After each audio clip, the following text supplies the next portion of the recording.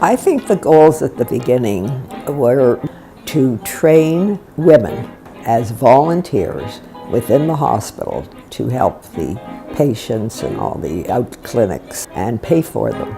This was before OHIP, and so doctors gave their time, and the auxiliary paid for all these clinics and so on. It was a group of women who had a vision to provide the best patient care for, at that time, its own community, but now for the entire community. 1953 was actually our first gala, and it consisted of a big party, a fundraising party for the hospital, and I can't recall what they raised, but it was so significantly higher than any other auxiliary or any other hospital at the time that when these group of women would go out and talk to other women from other hospital auxiliaries, they were embarrassed to actually tell them how much money they raised because it was so significant. The auxiliary is a very special body.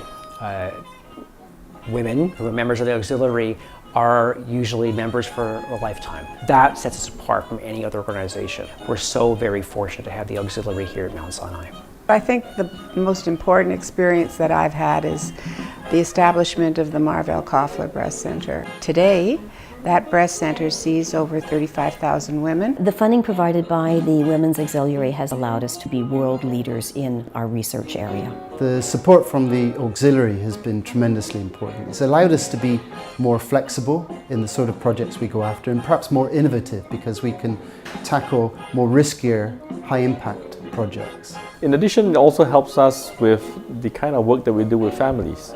So Mount Sinai, for example, is a huge innovator in bringing families in to look after their own babies. In the 1950s, pretty much every adult knew somebody who'd either nearly died or had died in childbirth. Childbirth was painful because women didn't have epidurals. Here we are today where we have a fantastic obstetrical service with all the facilities you could possibly want and all the protection for women to ensure that their childbirth is safe. So the founders of the auxiliary would be thrilled to walk in today and see what we've achieved progressively in the last 60 years. And then for organizations like the auxiliary, where I have directly benefited and it literally saved my life coming here when I was in an emergency situation, that's, I guess that's what it's all about in healthcare. And it made a difference, and now here I am and I'm blessed with a little boy as well. So, I can't really say a bigger thank you than that.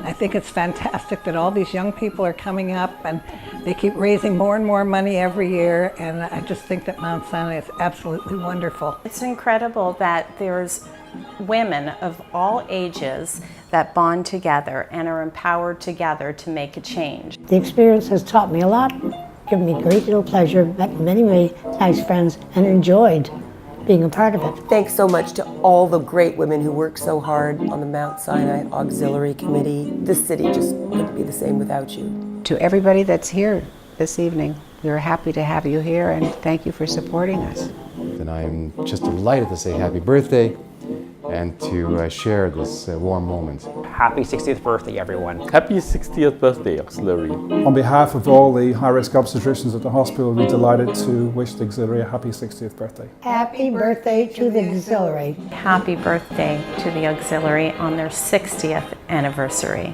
Happy 60th to the Mount Sinai Hospital Auxiliary, all the extraordinary women who have done so much for the hospital over the past 60 years. Thank you, and here's hoping we have another 60 years.